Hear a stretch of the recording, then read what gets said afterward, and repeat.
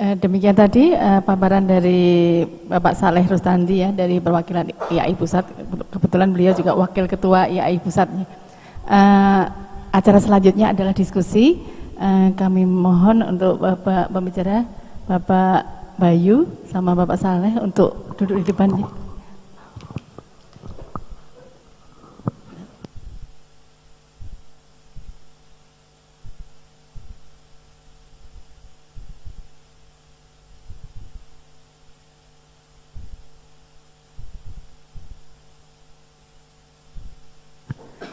Untuk termin pertama, saya persilahkan untuk bertanya 3 orang penanya dulu, monggo, atau ya, aduh banyak sekali. Dari belakang dulu ya, silakan Mas, sebutkan nama dulu ya, Mas Iksan. Terima kasih banyak, saya Iksan, saya apoteker. Sekarang lagi menempuh studi S2, tapi saya pernah berpraktek profesi di industri, di Dexa Medica, di rumah sakit di Samarinda dan klinik multinational company. Yang ingin saya tanyakan yang pertama, yang kemarin isu yang lagi sangat baru ya, mungkin untuk perwakilan dari IAI tentang mungkin bisa dijawab oleh Pak Bayu juga, maaf, ini tentang Permenkes tahun 69 tahun 2013 yang kemarin sampai diisukan begitu besar untuk gerakan apoteker dengan pita hitam, yang katanya untuk berduka karena di Permenkes ini dinyatakan untuk penghapusan uang resep malah. Yang tadi Dokter Budi bilang farmasis di Australia sudah bisa ngecharge $7 per lembar resep, tapi di Indonesia kok malah berbeda gitu. Tapi sebenarnya memang sangat miris sih, dari pengalaman saya berpraktek di klinik, di rumah sakit, dan di industri, akhirnya saya memutuskan untuk sementara tidak berpraktek profesi. Karena memang berpraktek profesi di Indonesia tidak ada harganya buat seorang apoteker kalau menurut saya. Karena maksudnya saya aktif dengan kegiatan organisasi mahasiswa profesi dan mahasiswa farmasi dan profesi seluruh dunia, maksudnya mendengarkan negara-negara tetangga kita yang sudah sedemikian jauhnya menganggap sebagai farmasis is a health provider. Kita adalah counter partner bagi tenaga kesehatan yang lain, yang di Singapura, di Malaysia, semua bilik penyerahan obat itu harus ada konseling, edukasi, dan informasi kepada pasien yang ditangani langsung oleh seorang farmasis yang mereka sejak pendidikan profesi aja sudah digaji di Australia, bukan cuma sekedar uang resep $7 per lembar resep, Pak, tapi mahasiswa yang praktek profesi aja, masih sedang masa internship aja, clerkship gitu, mereka di apotek itu sudah dibayar $15 sebagai junior farmasis. Nanti kalau sudah menjadi register farmasis di community pharmacy itu mereka dibayar $20 per jam tiap kali kerja. Itu di luar uang resep. Sementara di rumah sakit mereka $20 semenjak clerkship, dan setelah jadi register farmasis mereka dibayar $25 per jam. Itu standar nasional. Dengan di Singapura misalnya, di Singapura pun mereka setelah pas pertama clerkship itu mereka dibayar sebesar gaji asisten apoteker paling senior semenjak mereka clerkship, dengan 1.800 Singaporean dollar per bulan. Dan setelah mereka lulus, mereka akan di ranking dengan minimal gaji junior register farmasis itu sebesar 2.800 Singaporean dollar, sampai mereka yang lulus dengan predikat paling bagus $3.200. Beda dengan di Indonesia yang, tapi memang di PR-nya IAI adalah mungkin tadi dengan APTFI adalah mengubah kurikulum profesi kita, yang sekarang trennya Amerika dan sebagian besar negara Eropa itu sudah mereka untuk menjadi seorang dokter farmasi, pharmaceutical doctor, itu kurikulumnya adalah 2 tahun teori di universitas, dan clerkship-nya mereka, praktek profesinya adalah pembelajaran klinik di rumah sakit dengan didampingi klinisi dan dosen pendamping itu selama 4 tahun. Itu untuk menjadi program profesinya. Jadi pre-farmasi dan PharmD program. pertanyaannya tadi yang tentang Permenkes 69, maaf, Ya. terlalu emosional. Ya. Kemudian yang kedua tentang optimalisasi peran Oke, apoteker. satu pertanyaan dulu, karena banyak sekali yang tanya. Dua, Bu, maaf, biar pembicara satunya kebagian juga. Oh, iya. Yang keduanya, maaf, ya, tentang optimalisasi peran apoteker. Tadi sudah dikatakan, Menkes sendiri yang membuat begitu banyak aturan untuk memberikan akses kepada farmasis untuk berpraktek profesi. Tetapi tidak ada pelaksanaan, tidak pernah dieksekusi. Bahkan ada peraturan lainnya yang kontradiksi dengan peraturan sebelumnya. Misalnya keterlibatan saya kemarin untuk membentuk, saya terlibat untuk membuat formularium untuk Dinas Kesehatan Sleman. Itu saya bilang, emang apotekernya ada berapa? Ada 4. Kenapa apotekernya tidak dilibatkan? Bahkan dalam proses itu mereka harus mengambil saya sebagai konsultan yang dibayar dari luar untuk membuat formularium itu. Saya bilang, adakan apoteker, mereka yang akan mengerjakan. Terus katanya, ntar kalau pekerjaan seperti, ya maksudnya dalam proses itu untuk pemilihan obat, terus ntar untuk pengenceran obat, untuk penggantian obat, itu siapa yang mengerjakan? Apoteker. Makanya diadakanlah di puskesmas. Terus kata dia, kalau apotekernya nggak bisa ngerjain, kalau nggak bisa ngerjain dikeluarkan lagi, Bu. Ngapain dia ada kalau dia nggak bisa ngerjain? Itu kompetensi apoteker. Dan untungnya setelah itu malah Dinas Kesehatan Sleman merekrut apoteker untuk memenuhi seluruh puskesmas di Kabupaten Sleman. Maksudnya setelah mereka mengetahui bahwa betapa pentingnya apoteker itu. Maksudnya ini bagaimana dari Dinkes sendiri untuk menjamin akses untuk praktek profesi tersebut. Belum lagi masalah apotik nanti yang dikatakan tidak akan belum ada jaminan untuk akan dibayar dengan kerjasama dengan Askes. Terima kasih. Oke, demikian tadi pertanyaan dari kanan. Ya, monggo saya persilahkan, Ibu. Sebutkan. Ya, saya Bu Zainab dari PKMK FKUGM.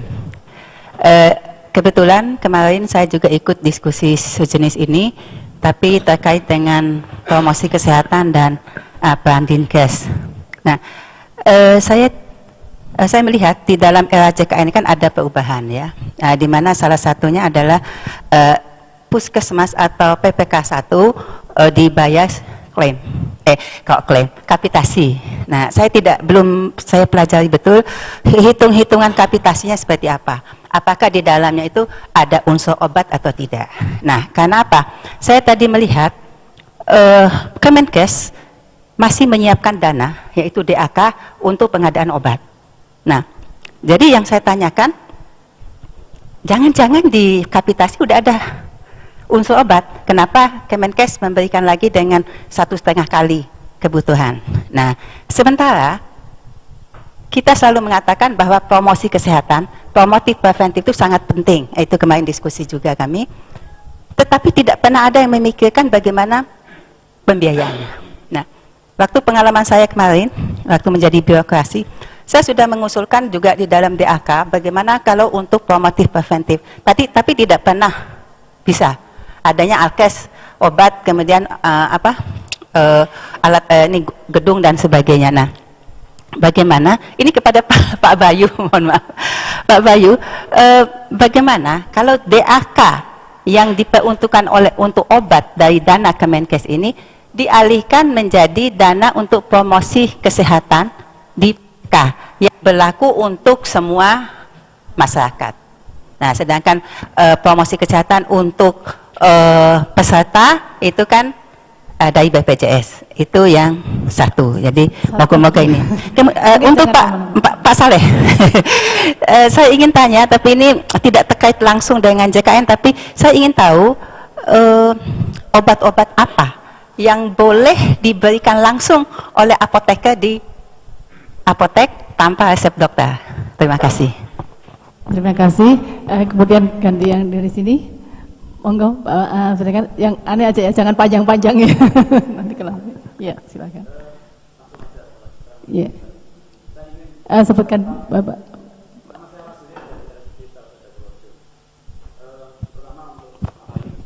Kira-kira e-katalog obat untuk 2014 bisa diakses tanggal berapa? Artinya ceritanya panjang, nanti saya hanya kata akhir aja. Bisa diakses tanggal berapa? Kemudian kesiapan pabrikan, apakah begitu ditetapkan pemenang, apakah saat itu bisa untuk kita melakukan pembelian sehingga mereka memang sudah siap, apakah memang ada waktu yang diberikan kepada pabrikan untuk misalnya mengimpor bahan baku untuk membuat sehingga waktunya panjang. Kemudian yang kedua, tadi masalah alkes tertentu yang akan diklaimkan terpisah dari paket, apakah sudah ada Permenkes yang terbaru? Apakah masih menganut Permenkes yang 2010? Tadi kan disampaikan ada kompendium alat kesehatan. Mohon maaf mungkin saya tertinggal. Saya coba nyari, nggak pernah dapat. Mudah-mudahan saya coba di internet kok belum dapat Pak Bayu. Mungkin sosialisasinya perlu disampaikan ke rumah sakit. Itu sangat ditunggu tetapi kita nyari sangat sulit.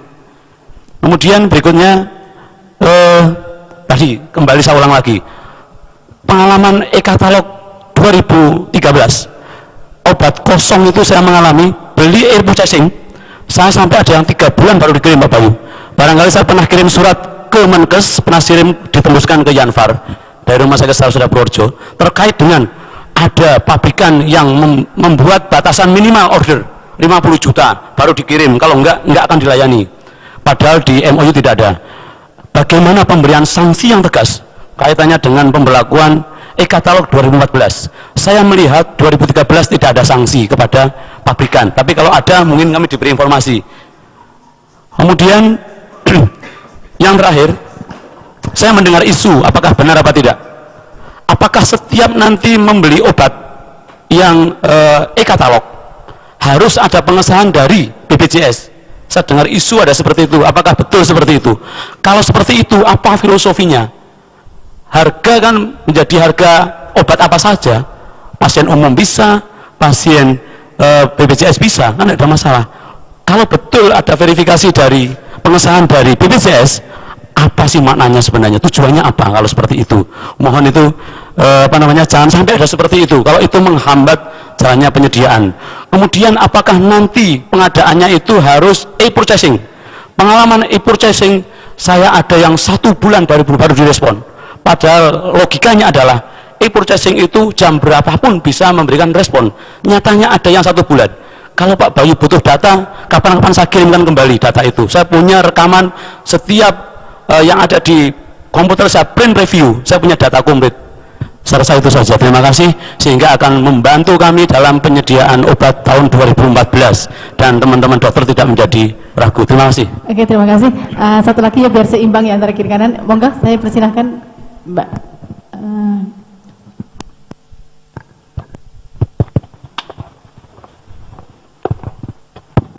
Terima kasih, nama saya Dewi Musniati. Saya bekerja di PPK 1 di Puskesmas di Banjarnegara. Saya hanya ingin menekankan paparan dari Pak Saleh tadi bahwa betul-betul apoteker di Puskesmas itu amat sangat diperlukan karena dia merupakan lini terakhir kontak antara pasien dan pemberi pelayanan kesehatan. Di situ saya menjumpai setiap hari itu mesti ada medication error, dan itu apakah itu salah obat, salah dosis, atau inkompatibilitas ketika pemuyaran. Kita bisa memberikan masukan kepada dokter penulis resep, tapi khusus untuk duplikasi obat yang saya betul-betul tahu bahwa pasien dengan mialgia atau penyakit rematik misalkan, itu pemberian ibuprofen, piroxicam, dan enadeklofenak itu saya tahu efek sampingnya akan lebih besar daripada manfaat yang didapat. Itu hampir setiap hari dan kita tidak berdaya, Pak. Saya hanya ingin memberi masukan, mungkin semoga diterima. Suatu saat dari Kemenkes ada program yang atau apalah untuk memberikan pelatihan obat rasional yang itu bekerja bareng-bareng antara apoteker dan dokter di situ bareng.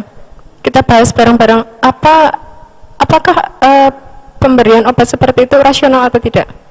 Mungkin seperti itu saja dan kami harap saran kami diterima. Terima kasih. Oke, ini tadi termin pertama jadi dengan 4 penanya. Selanjutnya saya persilahkan dari penyaji Bapak Bayu dulu ya untuk menjawab beberapa pertanyaan dulu. Untuk Pak Iksan ini yang menyangkut Permenkes 69 ya, itu tentang tarif di dalam JKN. Memang di situ memang disebutkan tidak secara spesifik jasa untuk apoteker ya, tapi bukan berarti tidak ada jasa untuk apoteker. Jadi sementara ini belum ada mekanisme lain selain dari HET. HET kan harga eceran tertinggi kan. Nah itulah operasional apotek, jasa kefarmasian sudah include di dalam harga obat itu. Sementara mekanismenya yang diberlakukan adalah itu. Kami terus terang kami dengan IAI, dengan Asapin ini sudah membuat berbagai formula berapa sih berapa nilai jasa kefarmasian. Kita sudah mengusulkan obat itu pengadaannya e-katalog. Harganya kan sudah tentu.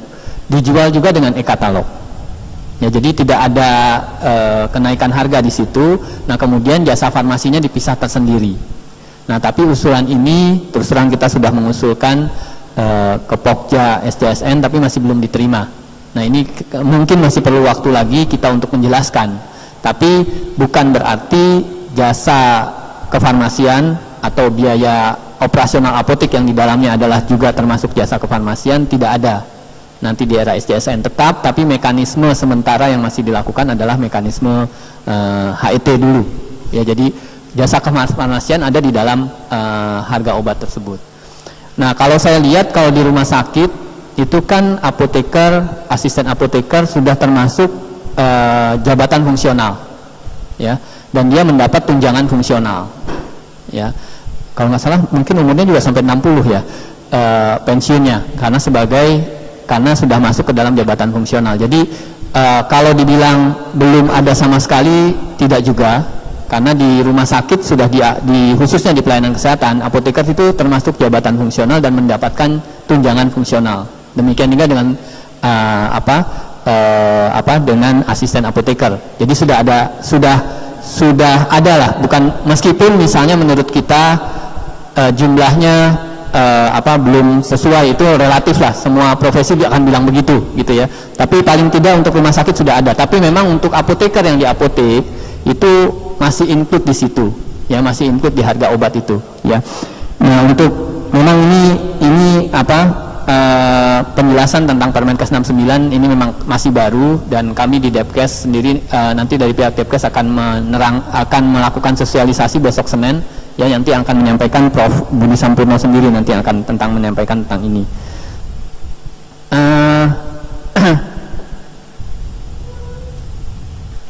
Itu tentang jasa kefarmasian. Jadi kami bukannya tidak berusaha, kami sudah punya berbagai formula, tapi kami juga sudah mengusulkan, tapi ini masih effortnya harus tetap dilakukan terus, ya.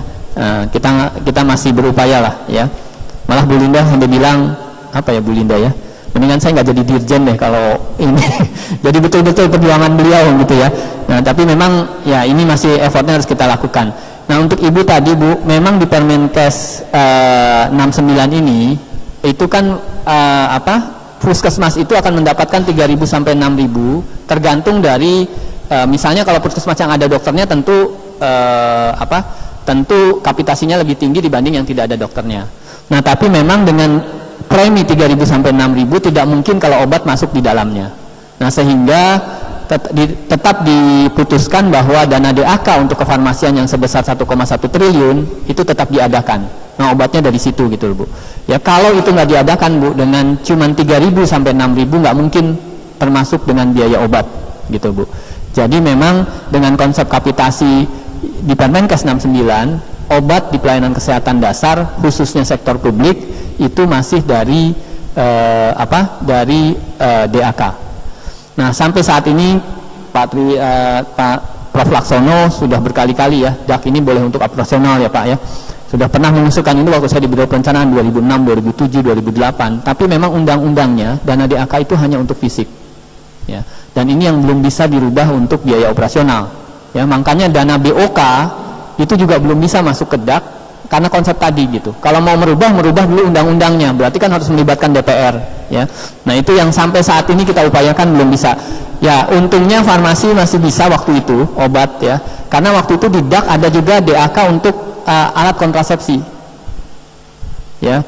Malah untuk kondom ya, alat kontrasepsi. Malah kita sering menyebut ini DAK dana alokasi kondom gitu. Nah, karena kok kalau kondom boleh, kenapa obat nggak boleh? Tadinya kan di kesehatan cuma 2, ya, hanya untuk pelayanan kesehatan dasar, puskesmas dan jaringannya, itu hanya untuk alat dan renovasi gedung, demikian juga untuk rumah sakit. Nah kemudian pada saat itu banyak masalah dengan otonomi, banyak masalah ketersediaan obat di kabupaten kota. Nah saya ingat sekali waktu itu Bu Siti Fadilah, akhirnya dana kesehatan 1 triliun diambil untuk pengadaan obat, dan itu kebetulan dipenuhi karena bukan buat operasional, meskipun bukan fisik, obat barang habis pakai kan, tapi sampai saat ini belum boleh Bu. Jadi tadi usulan Ibu dana DAK dihilangkan belum mungkin karena preminya masih 3.000 sampai 6.000 ya, tergantung dari fasilitas kesehatannya ada atau tidak dokter gitu kan. Nah di pelayanan dokter mandiri lebih tinggi ya, karena pelayanan dokter mandiri kan nanti obatnya ke apotek ya, sehingga dia kapitasinya lebih besar lah ya. Nah jadi karena itu Bu, jadi pasti nggak akan cukup Bu kalau dana DAK tidak untuk obat. Jadi memang itu kebijakan Kementerian Kesehatan seperti itu. Nah kemudian Pak, 1 Januari kita tunggu Pak, 1 Januari kita tayang ya untuk e-katalog. Kesiapan pabrik, pabrik kan sudah bikin obat sejak lama Pak, bukan nunggu dulu e-katalog baru bikin obat Pak ya. Jadi rasanya mudah-mudahan tidak ada kekosongan ya, selama ini kan juga dilayani terus kan. Kalau ada yang tidak dilayani di e-katalog, tadi alasannya saya sudah sebutkan Pak, ada beberapa obat memang kasusnya seperti itu, tapi ini masukan dari dokter kami akan sampaikan. Kita tahu Beno Farma ya Pak ya, yang harus 50 juta, kita sudah coba berkali-kali tapi juga enggak itu. Ya itu tadi Pak, kalau memang ada hal-hal seperti ini Bapak email saja ke kita, nanti tunggu jawabannya, Bapak bisa mengadakan langsung di luar e-katalog setelah ada jawaban ini. Untuk yang 2013 ya Pak, 2014 mungkin mekanismenya agak lain ya Pak ya. Nah kemudian kalau memang e-purchasing tidak bisa offline Pak ya, offline saja Pak, panggil PBF nya ya, Bapak buat kontrak ya, offline saja kalau memang lewat e-purchasing tidak dilayani. Itu kan termasuk hambatan operasional, nggak dijawab-jawab kan hambatan operasional kan Pak. Jadi itu boleh dilakukan seperti itu. Kemudian untuk alkes Pak ya, untuk alkes tadi pertanyaannya apa ya untuk alkes tadi? Oke, jadi gini Pak, dalam inasi bijis itu tidak disebutkan ya berapa untuk alkes, misalnya stent jantung atau ortopedi, penang-penang ortopedi ya Pak ya, implan-implan ortopedi. Nah itu memang tidak tapi di dalamnya itu sudah termasuk, jadi biaya obat, biaya tindakan, dan termasuk biaya implannya. Nah ini memang belum diatur Pak alatnya apa. Nah kami dengan Prof Budi akan mengatur ini, tapi paling tidak kemarin usulan Prof Budi dalam tindakan itu misalnya maksimum 40% untuk jasa, sisanya untuk operasional, obat, dan implan. Itu nanti akan diatur seperti itu Pak. Jadi jangan semuanya, kalau kita lihat terlalu rigid, misalnya obat 20%, ternyata obatnya kan itu kan sangat intern lah ya. Nggih. Nggih.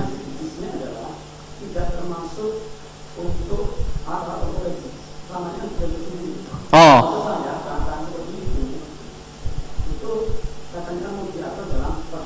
Ya.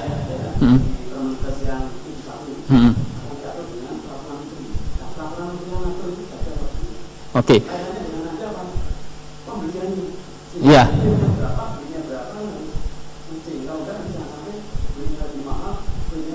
Iya. Memang paling enggak kita ingin mengatur ringnya lah Pak. Jangan sampai ada implan yang 100.000, tapi ada juga yang 1 juta kan. Kemudian yang dipakai yang 1 juta gitu kan. Nah ini kita akan coba, kemarin Prof Budi bilang akan diatur ringnya lah. Ya pertama belum ada. Ya memang ini ya banyak sekali memang PR kita ya. Kalau orang pindah kan nggak langsung beres gitu ya Pak ya. Ada aja yang ketinggalan gitu ya. Nah ini tapi akan diatur seperti itu. Jadi berapa maksimum untuk jasanya. Nah kemudian yang untuk operasional, obat, alat itu berapa persen. Tapi tidak akan lebih rinci lagi. Obat harus sekian persen, alat harus sekian persen, tidak. Nah kemudian tapi nanti untuk alat-alat implan seperti itu akan diatur paling tidak ada ringnya. Ya ada ringnya. Berapa terendah, berapa tertinggi. Kira-kira itu Pak yang akan di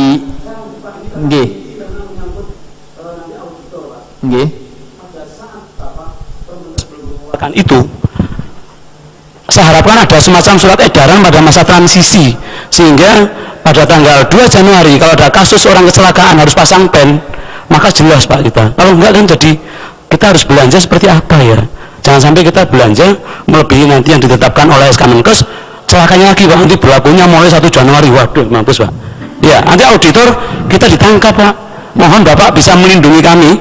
Kami siap memberikan pelayanan terbaik, tetapi mohon pada saat Bapak-bapak yang duduk ya pengambil keputusan membuat kebijakan, buatlah kebijakan yang bisa mengayomi kita di bawah.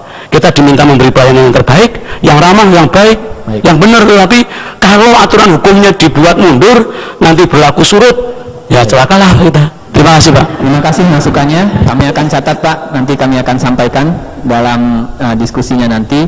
Kemudian tadi saya setuju dengan Bu Dewi Mustiati ya tentang perlunya apoteker. Ya sebetulnya kita bukan dirasakan, kita tahu memang apoteker itu perlu ya. Nah, cuman ini bagaimana kita bisa mengaktualisasikan dan mempromosikan peran kita ya pada tenaga kesehatan yang lain ya memang. Dan salah satu caranya di kami adalah puskesmas yang belum ada apotekernya ya, itu kan tadi sekitar 20% dari puskesmas yang dikelola oleh tenaga farmasi, itu pun bukan apoteker semua ya, ada tenaga teknis kefarmasian. Nah, apoteker yang ada di dinas kesehatan atau yang ada di instalasi farmasi kabupaten kota itu menjadi pengampunya gitu. Nah, itu memberikan pembinaan terhadap pengelola obat yang ada di puskesmas, khususnya yang belum apoteker atau tenaga teknis farmasi gitu Bu. Karena memang kami masih belum mempunyai jawaban bagaimana meratakan apoteker di tiap puskesmas ya. Jadi ini memang masalah kita, tapi saya setuju dengan Ibu, ini jadi masukan kita. Nanti saya minta Dr. Budi Santoso untuk membantu kami tentang bagaimana langkah-langkah gerakan penggunaan obat yang rasional Dok. Nanti kami apa sih langkah-langkahnya, nanti mungkin kami akan mengajak diskusi dokter apa yang bisa kita lakukan untuk melakukan gerakan ini ya, supaya pengobatan yang rasional ini bisa semakin meningkat baik di puskesmas maupun di rumah sakit. Mungkin itu dari saya sementara ya, nanti masukannya kami akan perhatikan Dok, nanti akan kami diskusikan di Jakarta. Nah, kemudian Pak, masukan saja untuk tadi yang Permenkes 455 itu usulan juga dari Prof Budi. Asosiasi fasilitas kesehatan dalam berdiskusikan itu yang diajak diskusi nanti asosiasi Faskin ya, asosiasi fasilitas kesehatan itu mengajak organisasi profesi. Jadi sudah agak dirubah nih Pak, meskipun belum ini, tapi sudah mengajak organisasi profesi ya untuk dalam membuat kebijakannya. Kira-kira itu. Terima kasih. Oke, selanjutnya langsung saja Bapak Saleh Sustandi mungkin menjawab pertanyaan ini. Baik, terima kasih. Untuk teman sejawat Iksan ini, pertama ingin saya sampaikan, ayo tetap semangat gitu ya, jangan menyerah. Justru kita berharap pada yang muda-muda ini perjuangan kita terus kita lanjutkan. Konsep-konsep untuk bagaimana eksistensi apoteker dalam era SJSN ini terus terang sebetulnya secara intensif kami bersama-sama teman-teman di regulator pada saat menjelang lebaran tahun kemarin, kita di hari mau menjelang takbiran masih berada di tempat Pak Bayu nih, masih di tempat tuh. Semua kepala bidang belum bisa pulang gitu, semua ibu dirjen dan lain masuk, kita bicarakan bagaimana konsep-konsep kita yang kita usulkan. Konsep-konsep yang cukup baik yang sudah kita usulkan, yang walaupun sangat berhasil, antara lain konsep bagaimana jasa apotekernya tidak di dalam harga obat. Salah satunya konsepnya kita jual harga persis katalog persis, harga neto plus jasa layanan kefarmasian, yang simulasinya udah kita sampaikan beberapa kemungkinan. Yang kedua juga kita sudah sampaikan konsep kapitasi parsial. Jadi kalau kita sekarang ini kapitasi total, kapitasi diberikan kepada PPK 1 pelayanan informasi sebagai jaring, tapi kita usulkan dari awal kita bagi dua aja, kapitasi medika, kapitasi obat. Waktu itu kami usulkan angka-angka 50% dari kapitasi untuk PPK 1 adalah untuk obat yang dikelola langsung oleh para apoteker. Sehingga kita harapkan dengan konsep ini kita betul-betul all out dari preventif dan promotif. Kita bertanggung jawab penuh terhadap penggunaan obat, kemudian efisiensi, efektivitas, karena sama-sama setiap provider pelaksana SJSN ini tidak lagi berpikir fee for service. Kalau sekarang kan kita klaim nanti sebagai jejaring, di klinik ini masih fee for service, masih reimburse. Kita tidak ada kaitan, kita mau banyak mau sedikit ya kita tergantung reimburse. Jadi peran kita juga ke promotif preventif mungkin tidak terpacu, tapi dengan konsep kapitasi parsial, karena tanggung jawab kita ini penuh, obat ada di kita otomatis secara full akan bersama-sama dokter akan bagaimana preventif promotif ini bisa berjalan dengan baik gitu, kira-kira seperti itu. Konsep ini juga banyak beberapa kalangan melihat ini konsep yang baik gitu ya, walaupun mungkin di awal pelaksanaan SJSN ini belum bisa dilakukan karena masih waduh nanti mekanisme administratifnya gimana, lebih sulit karena BPJS ingin kapitasi ini udah satu pintu aja gitu, nggak mau banyak pintu, jadi satu pintu nanti silakan pintu pertama membagi-bagi di bawah. Tapi kita sudah usulkan konsep ini dan mudah-mudahan ini salah satu konsep yang ke depan bisa menjadi bagian yang ditetapkan sehingga eksistensi apoteker betul-betul di sini ya sangat luar biasa, sangat full gitu dituduh. Kemudian tadi Bu Mujaina menyampaikan tentang obat apa aja sih yang boleh diserahkan. Ya Bu? Iya. Memang dalam PP 51 ini dalam era peran farmasis ke depan sebaiknya setiap obat itu diserahkan oleh apoteker. Yang tidak boleh, ya, yang tidak boleh mungkin ya, yang tidak boleh. Jelas kalau acuan itu kepada daftar obat wajib apotek, jelas di situ. Yang boleh diberikan apoteker tanpa harus melalui resep yang ditulis oleh dokter. Selain itu tentu saja obat-obat yang berkategori kepada obat-obat bebas, obat berbebas dan lain. Tapi kenyataannya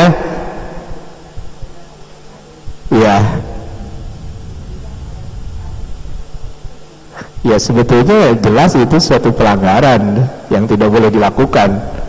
Jelas itu jelas sekali itu sesuatu dan kita bisa dituntut oleh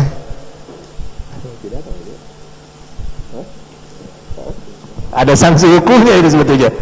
Nah ini sebetulnya yang sering kita pernah kita juga menyampaikan ini kepada DPR secara langsung, bagaimana nih ada benang merah antara peraturan yang dibuat dengan pengawasan gitu. Ini kan di kita nih agak memang sedikit carut marut lah kalau boleh dikata ya, antara aturan yang mengawasi yang melaksanakan semua juga ya boleh dikatakan sebagian besar ya ikut berjamaah melanggar gitu ya. Ini mungkin sesuatu yang perlu kita perbaiki ke depan sehingga betul-betul yang seringkali juga menjadi apa yang disampaikan oleh teman-teman dari Pak Iksan tadi, saya ini udah bener nih praktek gitu, udah melakukan itu, orang lain enggak kok dibiarin nih, kira-kira seperti itu. Ini juga jadi handicap bagi perbaikan secara menyeluruh tentang pelayanan kefarmasian. Mudah-mudahan sekarang sudah terbentuk Komite Farmasi Nasional ya, yang mudah-mudahan ke depan ini akan berfungsi dengan baik untuk bagaimana sama-sama kita memperbaiki pelayanan kefarmasian ini yang terus terang aja ini sangat berpengaruh terhadap bagaimana peran farmasi, peran apoteker di era BPJS SJSN ini. Sehingga sekarang ini banyak mengatakan no farmasis no problem gitu di apotek gitu kan gitu. Jadi kita, mungkin paradigma itu harus segera kita hilangkan. Kira-kira itu Bu. Terima kasih. Terima kasih Pak Saleh. Ini Bapak Doni sudah tahu ya. Jadi tetap di sini saja ya, tetap duduk di sini untuk Bapak Bayu sama Pak Saleh. Monggo saya persilahkan untuk presenter ke berikutnya Bapak Doni Hendrawan untuk memaparkan tentang